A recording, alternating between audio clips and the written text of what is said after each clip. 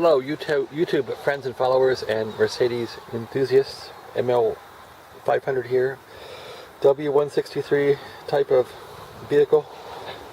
I have a vibration in this car every couple of days. In the morning, after I go about 5 miles, I get a severe vibration.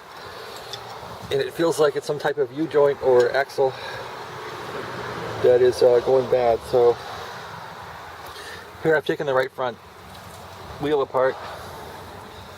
I was able to break the top ball joint free by getting a 4-pound hammer and whacking this thing really hard. Really whacking this thing, and the joint finally fell through.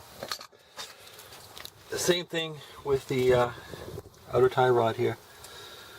I was able to whack that, so took the axle nut off with a large socket. Here's the large socket I use for the axle nut. And what is this thing? I think it's a 36 millimeter socket DeWalt. Anyway, the hardest part about replacing this axle to me is making sure this is loose and it slides around. This one does now. I can slide the spline in and out. Getting this top ball joint off. And in this case, I whacked it and it came off. Getting off the tie rod. So now I'm going to try and slip the front of this off, slip down this hub and knuckle, and then pull the axle out. I'm just throwing money at this car right now. This axle is $65. I'm not sure that this is going to cure anything really.